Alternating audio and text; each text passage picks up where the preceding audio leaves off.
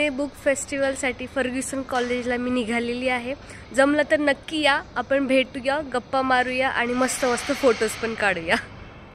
बापरे, काय वेगवेगळे स्टॅच्यूज मला या पुस्तक महोत्सवामध्ये बघायला मिळाले।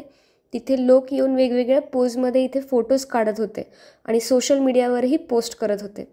पुस्तक प्रेमींसाठी पुणे बुक फेस्टिवल ही एक आनंदाची पर्वणीच होती, कारण इथे वाचक, लेखक, प्रकाशक आणि जस्ट बागेमध्ये फिरायला आल्यासारखी सुद्धा लोक होती।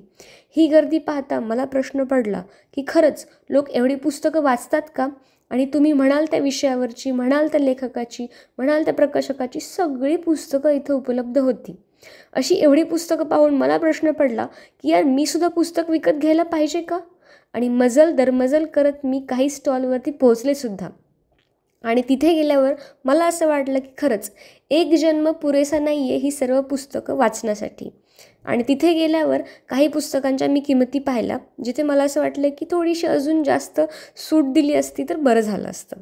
पण ही नवीन प्रकारची पुस्तकं बाजारात आली आहेत, ती माझ्याच्याने वाचणं होणार आहे का? आणि नंतर बघितले की यार, अजून तर आपली सॅलरी पण झालेली नाही आहे। म्हणून मी फक्त 2-3च पुस्तक विकत घ्यायचा निर्णय घेतला। पण तरीसुद्धा डेअरिंग करून 10-15 पुस्तकं विकत घेतली आणि ती बॅगमध्ये येऊन पडलीसुद्धा। पुस्तकं विकतच नाही घेतली तर मग वाचणार कशी? आणि नंतर मी एका फॉलोवरला भेटले। तिथं त्यांनी मला रीडर्स डायसला एक फॉलो केल्यापासूनचा रीडिंग एक्सपिरियन्स सांगितला। रीडर्स डायसमुळे त्यांच्या वाचनात किती वाढ होत आहे हे मला ऐकायला मिळालं।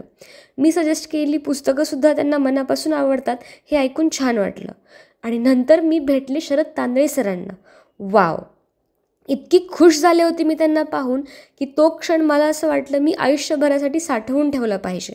रावण आणि द एंटरप्रेन्योर पुस्तकं वाचताना कधी एकदा त्यांच्याशी भेटेल असं झालं होतं, पण पुणे पुस्तक महोत्सवात त्यांची अशी अचानक भेट होईल मला बिलकुलच कल्पना नव्हती। त्यांनी माझी विचारपूस केली, माझ्या कामाचं कौतुक केलं, मला खूप सुंदर वाटलं। या सगळ्यात मला असं वाटलं की ते लेखक म्हणून तर सुंदर लिहितातच, पण माणूस म्हणून सुद्धा ते खूप चांगले आहेत। आणि त्यानंतर मी दासू वैद्य सरांना आता विचारणार आहे की त्यांचा इथे पुणे बुक फेस्टिवल मधला एक्सपिरियन्स कसा आहे, कसं वाटतं सर तुम्हाला इथे येऊन? खरं तर मी खूप आनंदित झालो याकरता की पुस्तकाच्या निमित्ताने एवढी जत्रा भरते।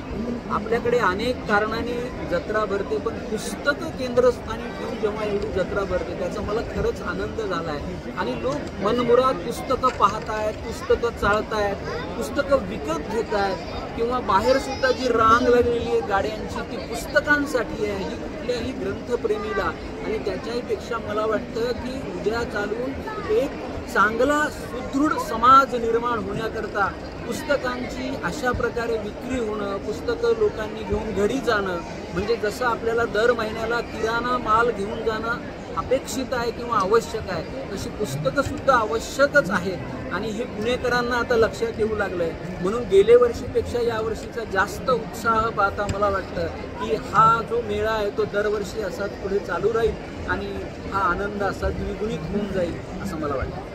या सर्व फॉलोअर्सला भेटल्यानंतर आणि खूप सारी पुस्तकं विकत घेतल्यानंतर मला असं वाटतं की हा पुणे पुस्तक महोत्सव दरवर्षी झाला पाहिजे आणि तुम्ही वाचकांनी सुद्धा तिथे जाऊन नक्की भेट दिली पाहिजे।